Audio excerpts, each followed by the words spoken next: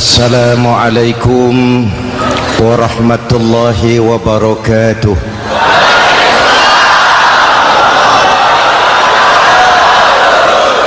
Alhamdulillahillazi ja'ala ramadhana syahra siyami lil mu'minin. Wassalatu wassalamu ala asyrafil mursalin Sayyidina Muhammadin wa ala alihi wa sahbihi ajma'in, amma ba'du. Para ulama yang saya muliakan, para pejabat baik sipil maupun militer yang saya hormati, alhamdulillah malam ini atas izin Allah, mudah-mudahan yang kita laksanakan ini merupakan bagian dari amal ibadah kita di bulan suci Ramadan ini.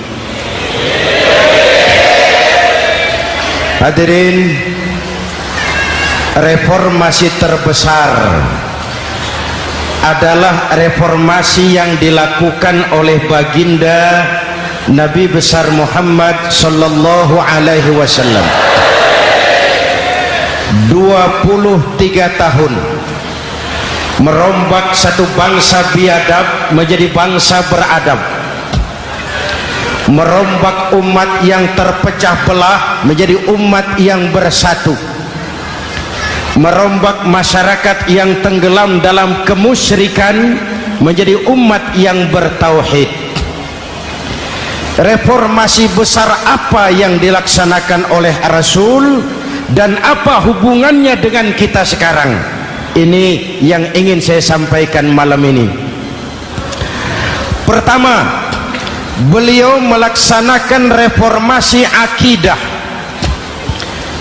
membebaskan manusia dari kemusyrikan, menyelamatkan manusia dari ketergantungan kepada benda. 13 tahun beliau berjuang di kota Makkah hanya untuk menanamkan la ilaha illallah Muhammadur Rasulullah. Dari sana segalanya dimulai, meletakkan fondasi. Saya yakin tidak ada Tuhan selain Allah dengan seluruh konsekuensinya. Kalau saya yakin tidak ada Tuhan selain Allah, maka saya tidak akan menyembah kecuali hanya kepada Allah. Orang yang benar fondasinya, benar sujudnya. Jelas? Kalau saya yakin tidak ada Tuhan selain Allah, saya tidak akan minta rizki kecuali hanya kepada Allah. Orang yang benar fondasinya, jauh dari korupsi, jauh dari judi.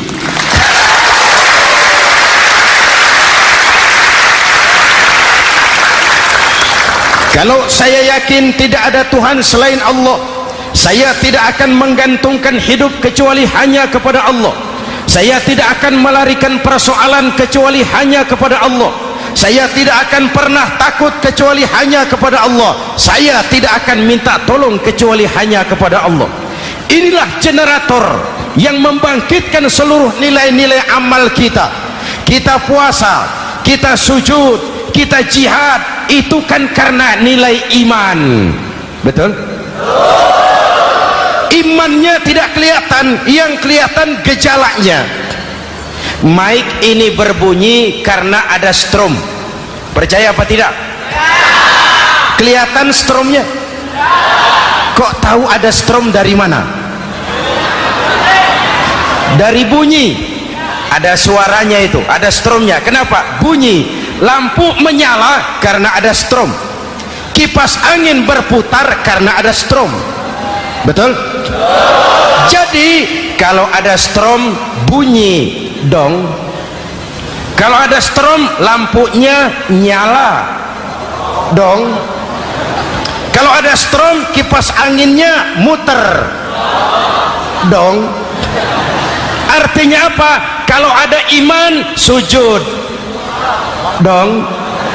Kalau ada iman jihad. Sudah dangdong.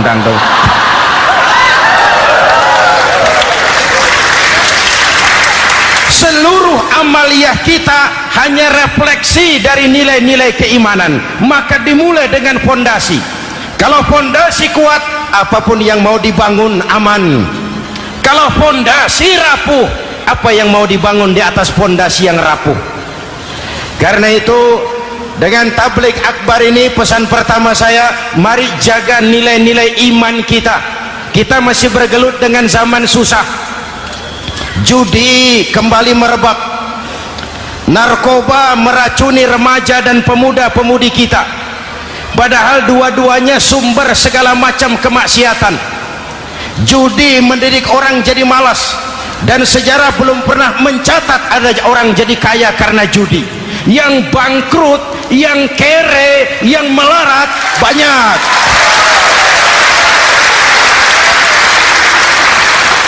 Makanya saya bersyukur di sini nggak ada yang judi. Nggak ada, mana saya nggak lihat di sini. Entahlah kalau di luar sini.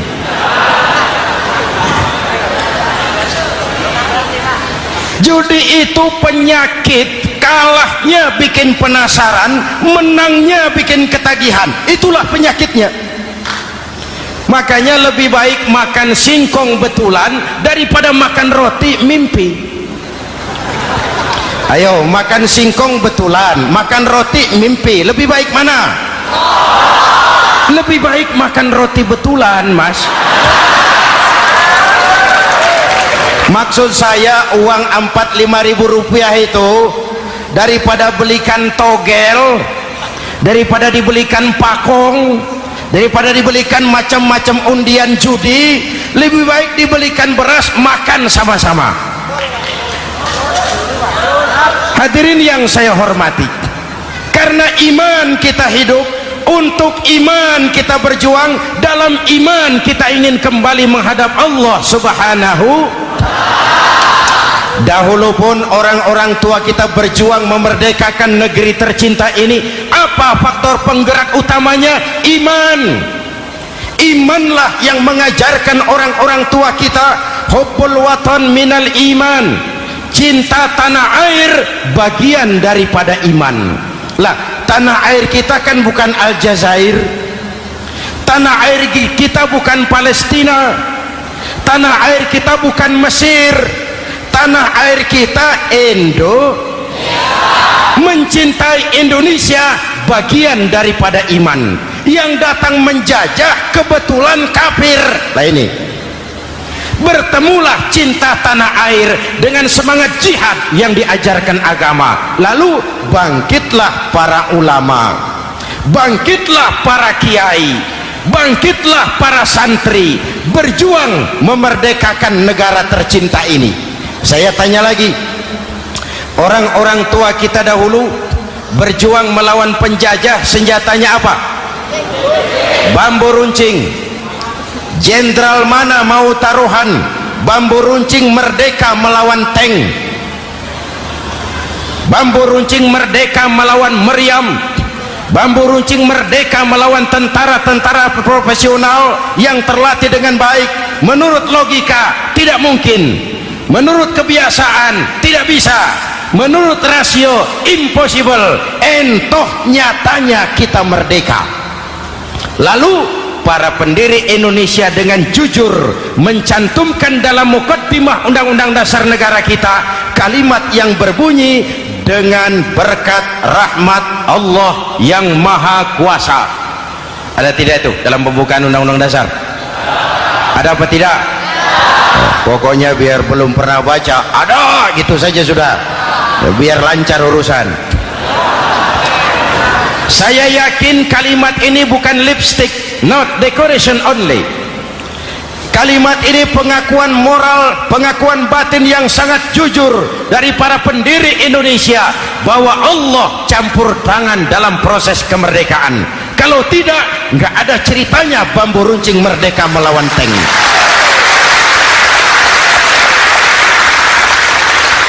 Kalau dulu iman untuk merebut kemerdekaan, sekarang iman untuk mengisi kemerdekaan. Betul? Betul? Karena itu jaga nilai-nilai iman, jangan tidur. kita sudah berhasil melaksanakan pemilu, sidang umum MPR sudah digelar, pemerintahan baru sudah terbentuk. Itu kita pilih bersama, kita dukung bersama. Mendukung itu tidak harus selalu iya, kula nuwun semohon dawuh kumaha juragan wae oke bos. Mendukung tidak harus selalu iya, mendukung juga memberikan saran, kritik, perbaikan. Kenapa? Di mana-mana di dunia ini kekuasaan cenderung mau menang sendiri, kekuasaan cenderung untuk korup. Karena itu kalau kita cinta kepada pemerintah, kita harus mengawasi jalannya pemerintahan kita ini.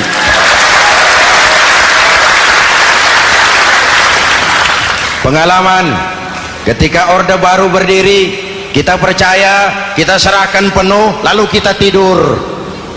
Akhirnya kita jadi susah sendiri. Betul? Umat Islam tidak boleh jatuh dua kali di tempat yang sama. Hari ini lewat sini jatuh wajar, belum tahu barangkali.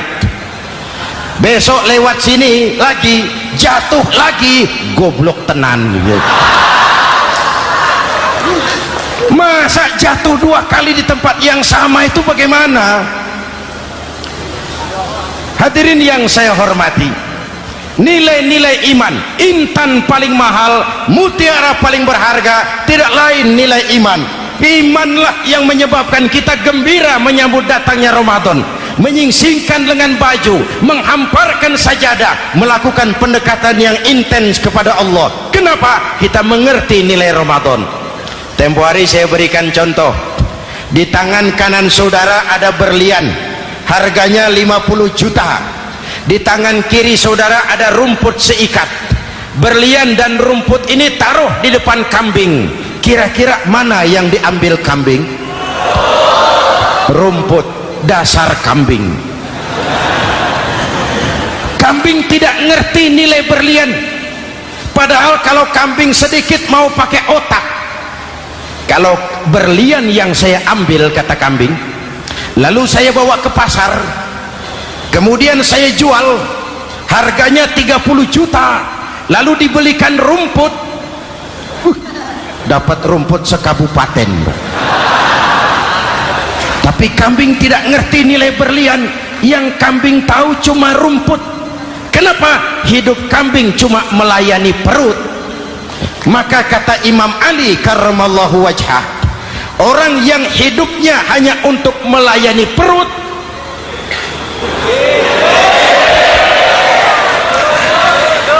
saudara yang ngomong ya, tanggung jawab. Saya kan cuma mulai, kenapa diterusin?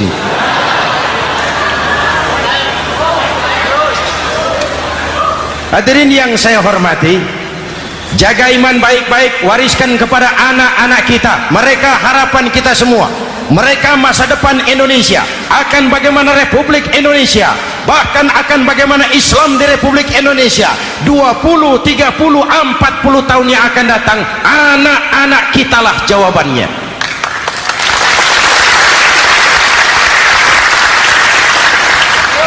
Mereka mau jadi apa, persilahkan, asal iman merupakan landasan hidupnya. Anak-anak kita boleh jadi jenderal asal jenderal beriman, boleh jadi pejabat, pejabat beriman, jadi pengusaha, pengusaha beriman. Kalau iman landasannya aman, jadi pengusaha, pengusaha beriman, insya Allah timbangannya tidak curang, ekonomi lancar, masyarakat tenang. Jadi petani, petani beriman, insya Allah tidak menggarap tanah yang bukan miliknya.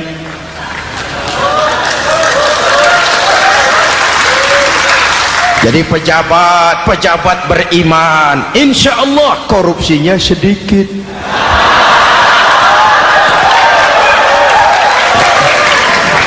Jadi jenderal, jenderal beriman, insya Allah berjuangnya bersama ulama, bukan nangkepi ulama.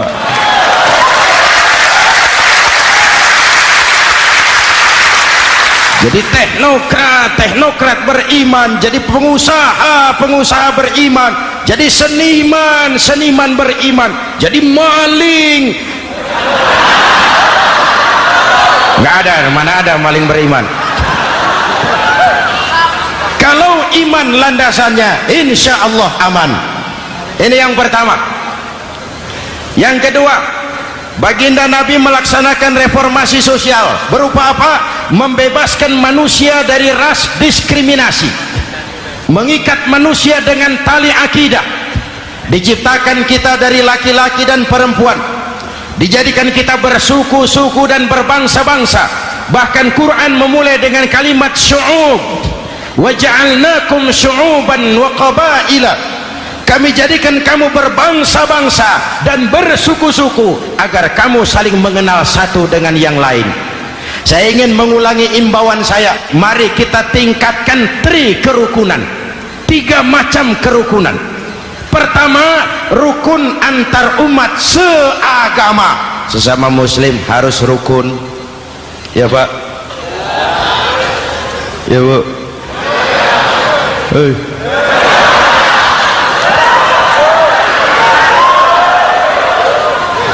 Malam ini saya tidak merasa sebagai tamu di sini. Saya hanya keluarga di tengah-tengah keluarganya.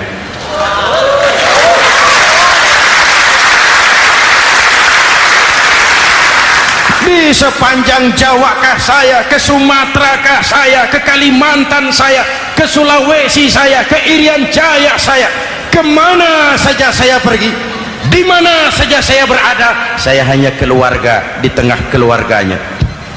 Sebagai muslim kita terikat akidah, sebagai bangsa kita punya komitmen, kita ingin bersatu nusa, satu bangsa, satu. Inilah kita.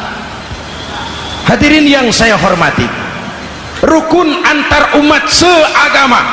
Hura-hura pemilu sudah lewat, ekses-eksesnya harus kita hilangkan. Boleh jadi kemarin-kemarin karena berbeda kaos sama teman gak teguran. Yang sudah-sudah, yang penting sekarang ke depan. Sudah capek kita rakyat diobok-obok. Sudah datang saatnya kita meluruskan saf, merapatkan barisan, menggalang semangat kebersamaan. Rukun antar umat seagama. Begitulah malam ini saya hadir di tengah keluarga sendiri. Yang mengikat kita apa? Akidah. Di masjid kita ditemukan, dan inilah simbol kehidupan umat. Tadi kita sholat isya dan tarawih di sini, menghadap ke arah yang sama, menyembah Allah Tuhan yang sama, melakukan gerak yang sama, membaca bacaan yang sama, dengan bahasa yang sama. Betul? Tapi kita datang dari segala penjuru, kita datang dari sebelah lor, sebelah kidul, sebelah wetan, sebelah kulon. Di sini di masjid ini kita menghadap ke arah yang sama. Kita yang hadir di sini boleh jadi ada yang dari Sumatera, Kalimantan, Sulawesi, Irian Jaya, tapi kita adalah Indonesia. Jelas? Jelas? Saya sering kasih contoh, coba kalau sholat pakai bahasa masing-masing, ramai masjid, bingung malaikat. Ini Indonesia ramai karena tiap provinsi sholat pakai bahasa masing-masing. Kalau Riau bicara sendiri, Ambon bicara sendiri, Aceh bicara sendiri, Irian bicara sendiri, ramai masjid. Jelas? Jelas? Yang imam pakai bahasa Indonesia, takbir, Tuhan yang maha besar. Gagah sekali, bingung malaikat. Kembali kita kalau sholat pakai bahasa masing-masing. Betapa ramainya masjid, itu cermin dari bangsa yang tidak bisa menjaga kesatuan dan persatuan. Uni Soviet almarhum al-mal'un itu negara adidaya, negara adikuasa, bersama-sama dengan Amerika menjadi polisi dunia, tetapi kemudian dihantam oleh glasnost yang kebablasan. Gorbachev terpental, Soviet pecah jadi negara kecil berkeping-keping. mimpi mengembalikan Soviet seperti dulu. Begitulah kalau kita biarkan benih-benih disintegrasi ini terus berkembang, tidak ada lem perekat, maka kita akan pecah berkeping-keping dan kita akan jadi satu bangsa yang kecil. Oleh karena itu, yang pertama, jaga kerukunan antar umat seagama. Berbeda pendapat boleh, berpecah belah jangan. Berbeda partai oke, tapi berbeda dalam wawasan bernegara jangan. Jujur saja, saya kemarin musim pemilu itu sudah agak pesimis melihat, batin saya menjerit, ya Allah, kenapa umat jadi begini? Kenapa umat harus terkotak-kotak? Terlalu banyak partai-partai Islam waktu itu, 20 lebih. Begitu sidang umum MPR berjalan, saya mulai melihat titik optimisme. Ada yang mengkristal, di mana orang tidak lagi melihat partainya, tetapi melihat nilai-nilai imannya. Itulah yang memang utama buat kita.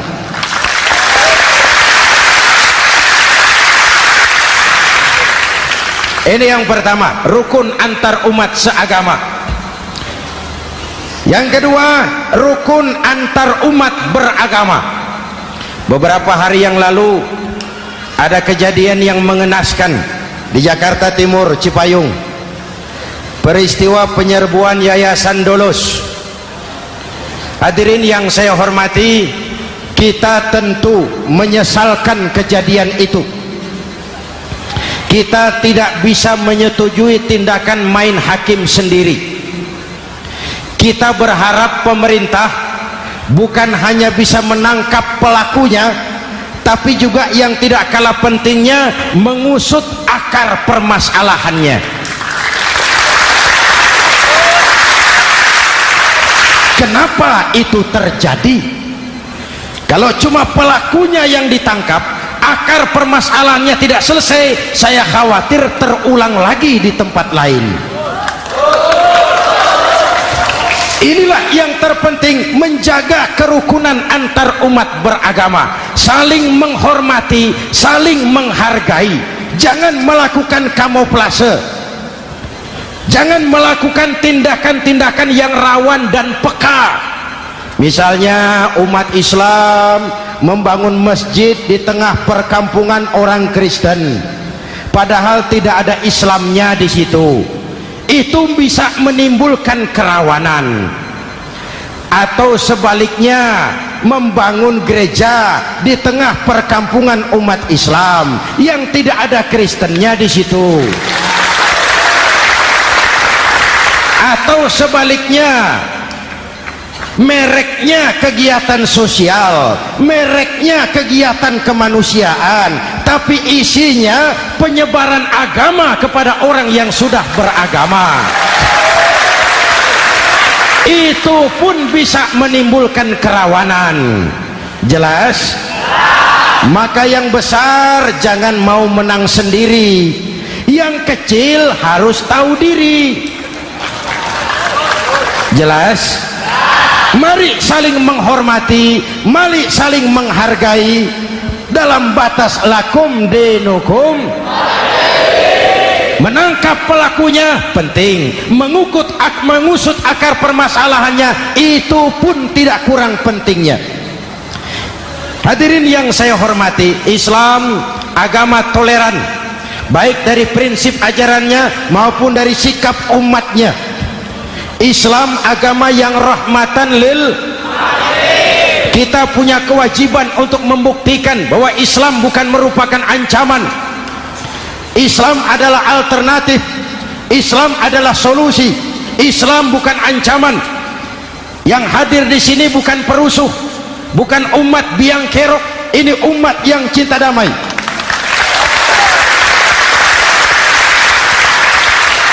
Ini umat yang tidak pernah mencari-cari musuh, tapi juga tidak akan pernah lari kalau bertemu musuh. Mari kita jaga kerukunan antar umat beragama. Jangan sampai peristiwa Dolos terulang lagi di tempat-tempat lain. Saling menghargai, saling menghormati. Jangan main hakim sendiri. tapi juga jangan mau menang sendiri. Hadirin yang saya hormati, dengan menjaga kerukunan antar umat beragama, akar keutuhan kita sebagai bangsa semakin terpelihara. Lalu yang ketiga, rukun antar umat beragama dengan pemerintah.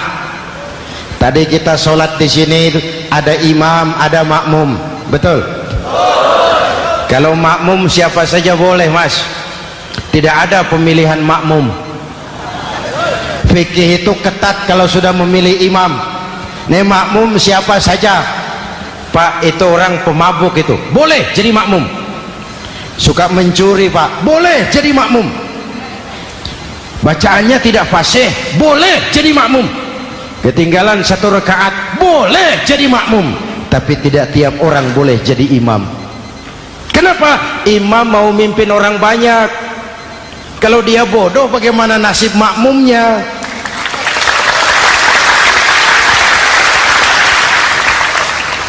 Ada karikatur di Medan, pernah kejadian anak kecil disuruh sholat sama ibunya. Nak, sholat kau. Ah, aku tak pandai sholat, mak. Si Ucok rupanya ini. Kata ibunya, sudahlah, kau ikuti saja bapakmu tuh. Apa yang bapak mau kerjakan, kau ikuti sajalah. Jadi lama, kalau ikut saja bisa laku. Berangkatlah anak ini kan, sholat di belakang bapaknya, jadi makmum. Sholat di balai bambu, tidak pakai tikar. Bangun sujud, hidung bapaknya terjepit bambu. Karena sakit dan kaget, refleks bapak ini teriak, aduh. Anak di belakang ingat pesan maknya, ikuti saja bapakmu. Si anak ini malah pakai iramat, aduh.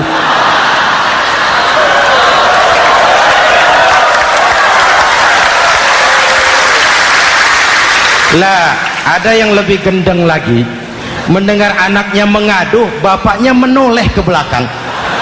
Kata bapaknya, kau kejepit juga, Cok, katanya. Sholat jadi ngobrol. Kalau makmum dan imam sama bodohnya, rusak sholat ini.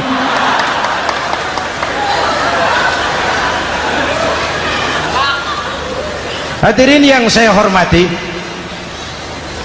rukun antar umat beragama dengan pemerintah, pemerintah yang legitimate, yang dihasilkan lewat proses demokrasi.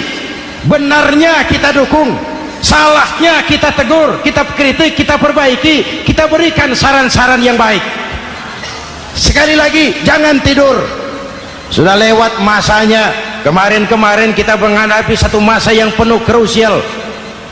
Sudah datang saatnya kita bersama-sama bahu membahu mengatasi kesulitan besar yang tengah kita hadapi sekarang ini. Dengan 3 kerukunan ini, insya Allah keutuhan kita sebagai bangsa akan lebih terpelihara. Ini reformasi kedua. Dalam konteks kita sekarang, menjaga semangat kebersamaan. Saya sering mempopulerkan di masyarakat kita, umat Islam bangsa Indonesia seperti 5 jari ini. Kalau kompak, apa yang tidak terpegang? Tapi kalau berpecah belah, apa yang mau dipegang? Yang ini namanya ibu jari. Umaro ini, pemerintah. Kerja apa saja kalau sudah diginikan pemerintah, lumayan. Diginikan kiamat, Mas. Legalitas. Umaro. Yang ini telunjuk, alat untuk menunjuk. Ini orang yang punya uang, orang kaya, para pengusaha, investor. Kita perlu untuk memulihkan roda perekonomian kita. Di mana-mana kalau orang sugih nunjuk, lancar urusan, Pak. Coba kita yang melarat nunjuk-nunjuk ini, nggak laku. Makanya kata orang, serba salah jadi orang susah, tapi lebih susah jadi orang serba salah. Serba salah jadi orang susah, tapi lebih susah jadi orang serba salah. Telunjuk. Yang ini jari tengah lah ini, di tengah dia, ke kanan tidak, ke kiri tidak. milik semua golongan ini, netral. Siapa ini? TNI. Siapa ini? Cendekiawan. Siapa ini? Ulama idealnya itu, milik semua, tidak kemana-mana tapi ada di mana-mana. Nggak bisa diajak suitan ini, nggak ada anak-anak main kelereng suitnya begitu, itu nggak ada.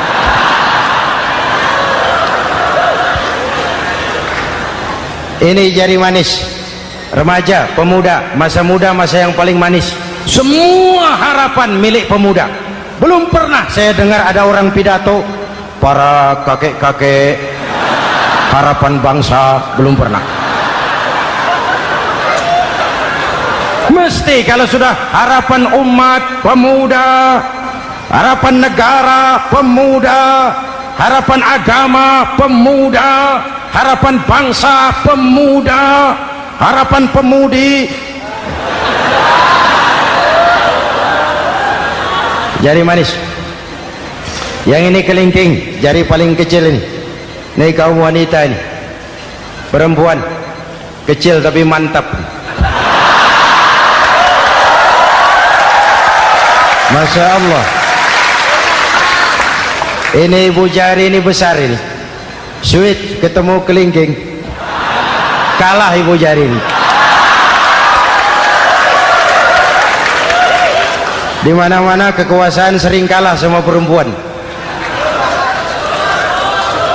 Siapa yang mendorong-dorong Nabi Adam memetik pohon buah khuldi? Kelingking. Kelingking. Kelingking. Julius Caesar tunduk kepada Cleopatra. Siapa Cleopatra? Kelingking.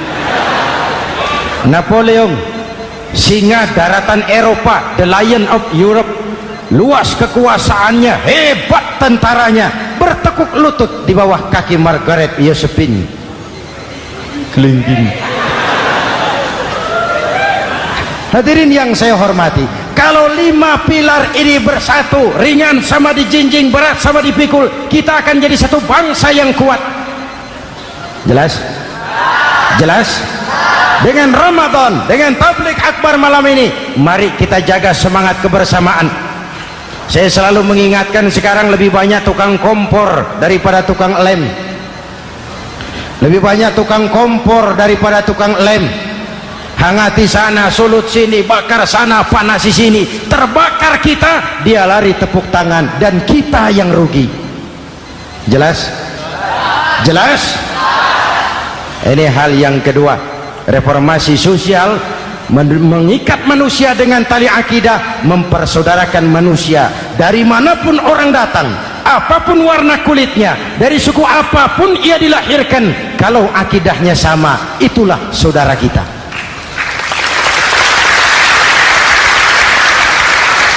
Kembangkan terus kerukunan antar umat seagama, antar umat beragama, dan antar umat beragama dengan pemerintah. Muslim bagaikan satu tubuh. Jikalau yang satu sakit, yang lain ikut merasakan sakit.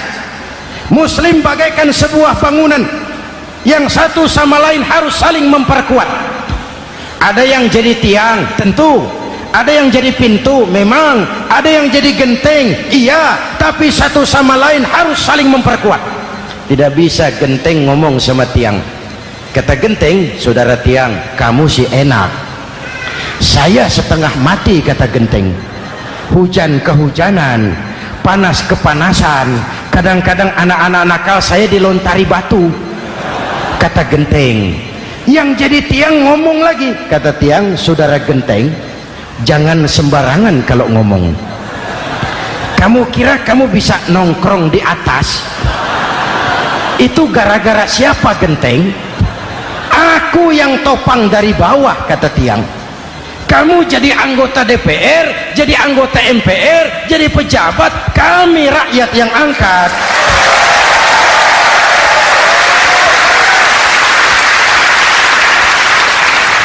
Jangan waktu di bawah rajin ngamalkan ayat kursi, dapat kursi lupa sama ayat.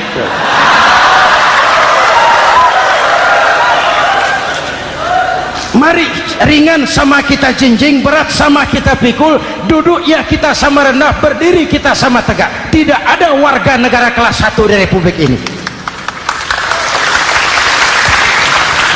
Ini reformasi kedua. Yang ketiga, reformasi menegakkan keadilan, menyelamatkan manusia dari kezaliman. Sebelum Islam datang, sebelum Rasul datang, manusia dibedakan oleh hartanya, manusia dibedakan oleh warna kulitnya, manusia dibedakan oleh keturunannya. Beliau dengan tegas mengajarkan, innallaha la yanzuru ila suwarikum wala ila amwalikum walakin yanzuru ila qulubikum wa a'malikum. Allah tidak melihat potonganmu, Allah tidak melihat hartamu, yang Allah lihat itu hatimu dan amal perbuatan.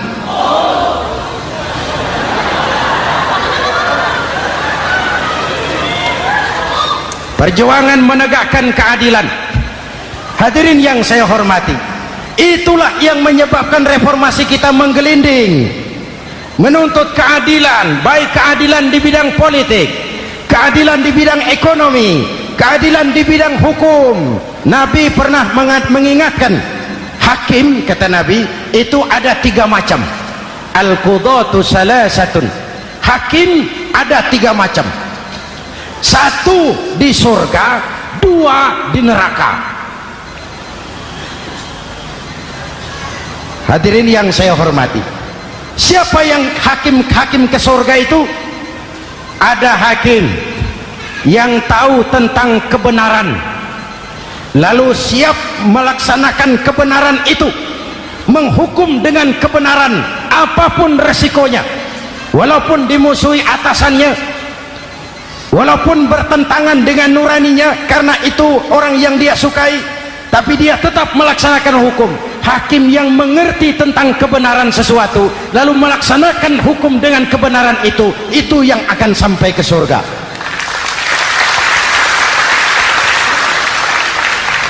Yang kedua, ada hakim tahu tentang kebenaran tapi tidak mampu melaksanakan hukum dengan kebenaran itu.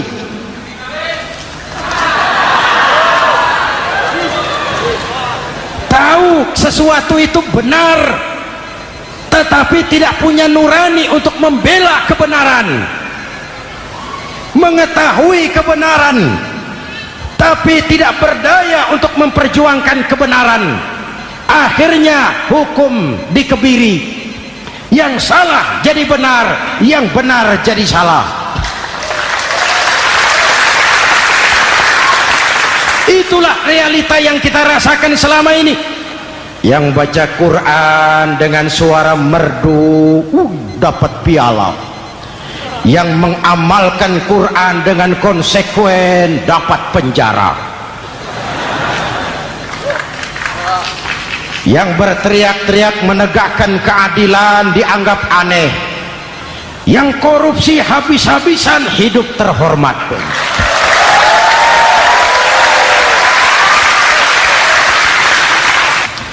Jadi yang kedua tadi, hakim yang tahu kebenaran tetapi tidak mampu melaksanakan hukum sesuai dengan kebenaran, diperkosanya kebenaran, ditekannya hati nuraninya, sehingga ini yang mengakibatkan terlukanya perasaan keadilan.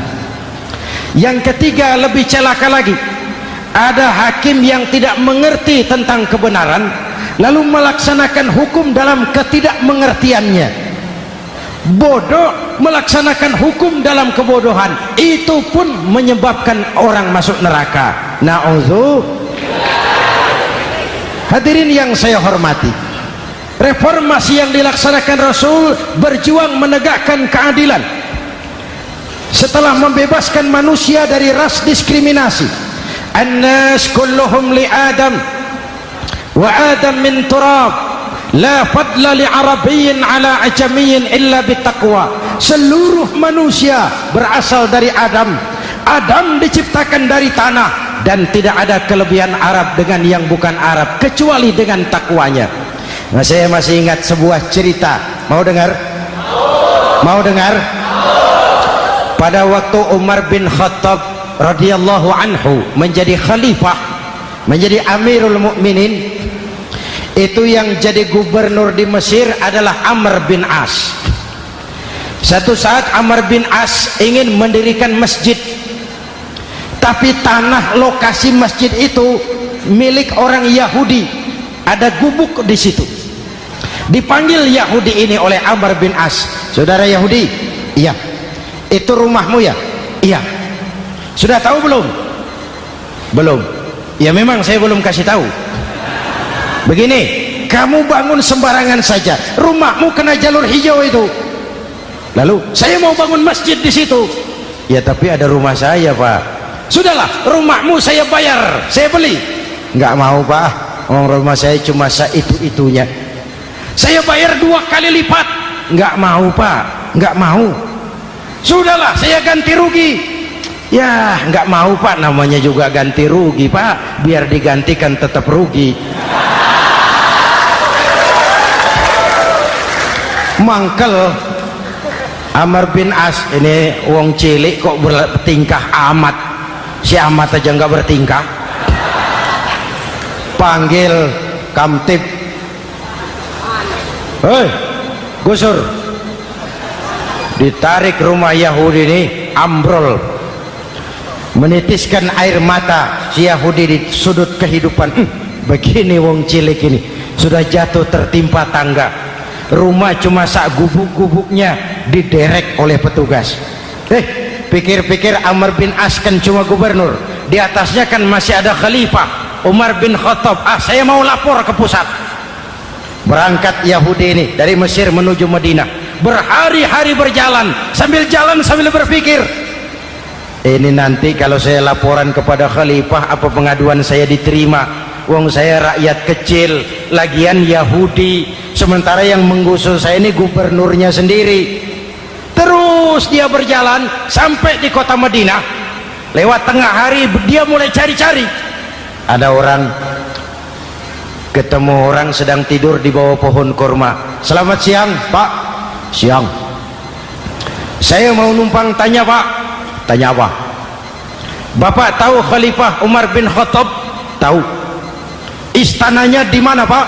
Istananya di atas lumpur. Di atas lumpur? Iya. Pakaian kebesarannya apa, Pak? Sutra? Bukan. Pakaian kebesarannya malu dan takwa. Pengawalnya banyak, Pak. Banyak. Berapa peleton? Pengawalnya yatim, orang jompo, kelompok mustadafin, orang-orang lemah, janda-janda tua.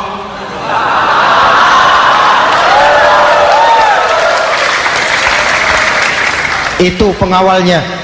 Pakaian kebesarannya malu dan takwa. Pengawalnya orang-orang lemah tidak berdaya. Kok begitu, Pak? Begitulah Umar bin Khattab. Orangnya sekarang di mana, Pak? Di depan kamu. Jadi Bapak, iya. Bapak, iya. Saya Umar. Ada apa, Mas? Oh, yang datang dari Semarang waktu itu. Gini loh, Pak, saya mau menuntut keadilan. Keadilan kenapa? Gubernur Bapak Amr bin As itu, Pak, zalim. Kenapa dia? Gubuk saya main tarik saja, runtuh. Saya nggak punya rumah lagi, wong saya ini golongan makmur, cuma rumah sama sumur.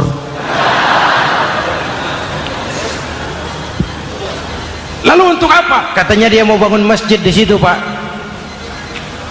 Dipaksanya rumah kamu ditarik sampai runtuh. Iya. Yahudi? Ya, Pak. Itu ada tempat sampah ya. Betul, Pak. Di situ banyak tulang unta. Coba kau cari satu tulang unta bawa ke sini. Bingung Yahudi. Pak, saya jauh-jauh dari Mesir ke sini ini mau cari keadilan. Kalau tulang unta di Mesir juga banyak, Pak. Sudahlah, kau ambil saja tulang itu. Berangkat Yahudi penuh tanda tanya, ambil sebuah tulang unta, diberikan kepada Khalifah Umar bin Khattab. Tulang ini diambil, Umar hunus pedangnya, dengan ujung pedang dibuat garis lurus di atas tulang unta itu. Rat. Selesai. Yahudi, iya Pak, sekarang kau kembali ke Mesir, serahkan tulang ini kepada Umar bin Amr bin As.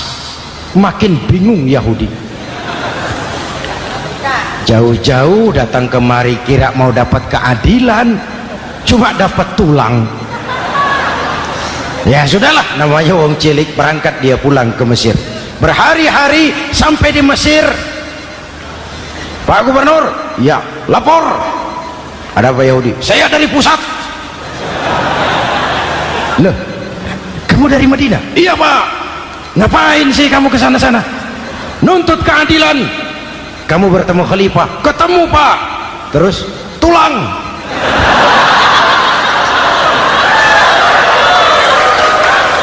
Ini loh Pak, salam dari beliau, tulang. Apa maksudnya? Aku nggak ngerti lah itu Pak. Yes, go rene. Diambil tulang itu, Amr bin As melihat ada garis lurus dengan ujung pedang, gemetar badannya, keringat bercucuran. Kepala proyek dipanggil. Mas, ini proyek masjid batal. Gubuk Yahudi dirikan lagi. Loh Pak, kata kepala proyek, saya kan sudah menang tender Pak.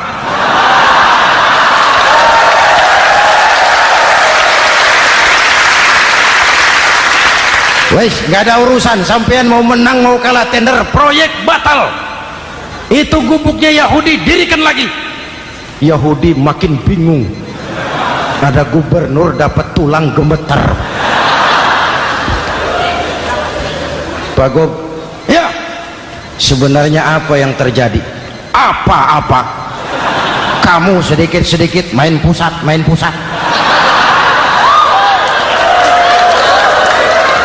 Bu, yang ngomong dulu toh.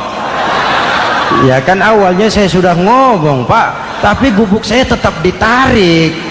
Percuma ya saya ke pusat Pak.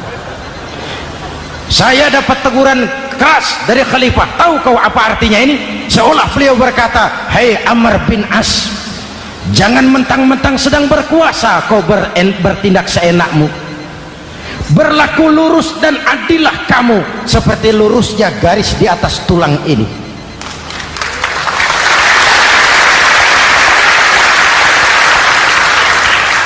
Kalau kau tidak lurus, kalau kau tidak berlaku adil, aku yang akan meluruskanmu dengan pedangku. Itu bahasa simbolik. Siapa yang gak gemeter? Kamu. Pusat. Wedus. Ya ini nek coro kita. Oh Pak, kalau begitu Islam adil ya Pak? Adil. Jadi saya menang Pak. Menang kamu. Padahal saya Yahudi. Tapi menang ya. Menang. Pak sudahlah kalau begitu Pak. Bagaimana? Itu gubuk saya ambil saja Pak. Tanah-tanahnya sak gubuk-gubuknya Bapak ambil. Silahkan kalau mau dibangun masjid. Tidak cuma sekedar itu Pak, mulai hari ini Bapak dengarkan, asyhadu an la ilaha illallah wa asyhadu anna muhammadar rasulullah.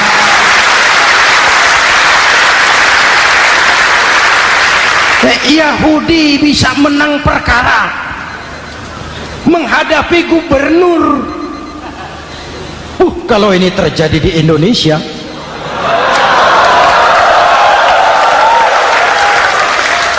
amin.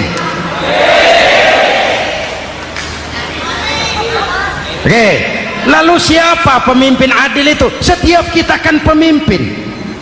Presiden pemimpin di negaranya, gubernur pemimpin di provinsinya, bupati pemimpin di kabupatennya, Pak Camat pemimpin kecamatannya, Pak Lurah pemimpin di kelurahannya, suami pemimpin di rumah tangganya, anak muda pemimpin bagi dirinya. Dan setiap kita akan dimintakan tanggung jawab. Anak muda pemimpin buat dirinya, nanti diminta tanggung jawab. Hei, kakimu kau bawa jalan kemana? Tanganmu ngambil apa? Lidahmu bicara apa? Matamu menteleng, apa yang dilihat? Seluruhnya akan dimintakan pertanggungan jawab. Marilah kita jadi orang yang adil kepada diri, kepada keluarga, dan akhirnya kepada masyarakat, bangsa dan negara. Hadirin yang saya hormati, satu ayat yang sering dibaca pada akhir khutbah khatib Jumat, innallaha ya'muru bil adli wal ihsan. Allah memerintahkan kamu berlaku adil dan berbuat ihsan. Tidak sekadar adil tapi ihsan. Ihsan nilainya lebih tinggi dari adil. Contoh, nak, tolong taruh telur itu di pinggir meja. Anak yang adil apa adanya, ditaruh telur di pinggir meja. Anak yang ihsan lain, lah iya perintahnya sih di pinggir meja, tapi kalau pas di pinggir meja kan jatuh ke bawah, ke tengah sedikit. Ini ihsan. Oleh karena itu, mari, perjuangan menegakkan keadilan masih panjang. Jalannya tidak lurus bertabur bunga, menanjak menurun, banyak onak dan duri. Namun seperti yang dikatakan seorang tokoh, masih Napoleon, kalau ada 1000 orang penegak keadilan, saya satu dari yang 1000 itu. Kalau ada 100 penegak keadilan, saya juga satu dari yang 100 itu. Kalau ada 10 orang menegakkan keadilan, saya juga satu dari yang 10 itu. Kalau hanya 1 orang yang menegakkan keadilan, maka sayalah yang 1 itu. Tetap konsisten berjuang menegakkan keadilan, walaupun besok langit akan runtuh, walaupun besok akan kiamat, keadilan tetap harus ditegakkan. Ini reformasi yang ketiga, menegakkan keadilan, mengayomi masyarakat dengan hukum yang tegas. Dan Rasul menjadi contoh. Ini yang hebat. Misalnya beliau berkata, wallazi nafsi biyadih, lau anna Fatimah binti Muhammadin saraqat laqata'a Muhammadun yadaha. Demi Allah, andai kata Fatimah putri Muhammad mencuri, jangan orang lain, Muhammad sendiri yang akan memotong tangannya. Hukum berwibawa, masyarakat terlindungi. Kenapa? Nabi jadi contoh. Jelas? Beliau mengajarkan orang beramal. Kepada putrinya beliau mengatakan apa? I'mali ya Fatimah, i'mali fa inni la ughni anki minallahi syai'a. Fatimah, beramal kau. Fatimah, beramal kau. Fatimah,